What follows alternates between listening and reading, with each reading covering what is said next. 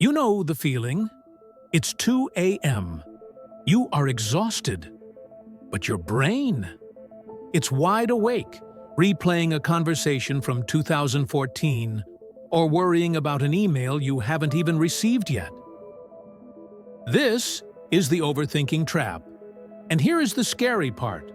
Your brain actually likes it. Today, I'm going to show you the psychological trick to break this loop in under 3 minutes. First, we need to understand the why. Psychologists call this rumination. It's your brain trying to solve a problem that doesn't exist yet. It feels like productive thinking, but it's actually just noise. When a thought suddenly pops up at night, your instinct is to fight it. You tell yourself, "Stop thinking." But that actually makes it stronger. Psychologists use something called labeling. Instead of arguing with the thought, you step back and name it. You say, "I am having a thought about work." Notice the difference. You're no longer inside the thought. You're observing it.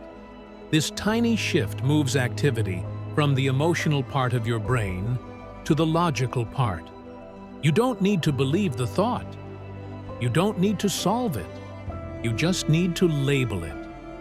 Tonight, when the thought appears, try this once and feel the distance it creates. Here's the strange truth about anxiety. It grows when it feels ignored. Your brain worries at night because it thinks, "This is the only time I'm being heard." So instead of fighting worry, you schedule it. Pick a time during the day, maybe 4 p.m., and give yourself 15 minutes to worry freely. Write everything down. No solutions. No fixing. Now here's the important part. When a worry shows up at night, you tell your brain, "Not now. Tomorrow at 4. And slowly, your brain learns something powerful. There is a safe container for anxiety. This is how you shrink the noise without suppressing it. Here's the mistake most people make.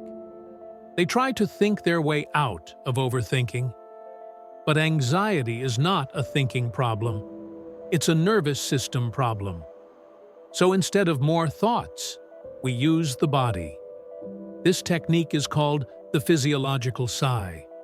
Take one short inhale through the nose, and then another small inhale, and slowly exhale through the mouth. This pattern sends a signal to your brain. You're safe. Do this 2 or 3 times. You're not forcing calm. You're allowing it. And when the body relaxes, the thoughts lose their grip. Your brain is a tool, not your master. Try these 3 steps tonight. If you want to understand why you check your phone the moment you wake up, watch this video next.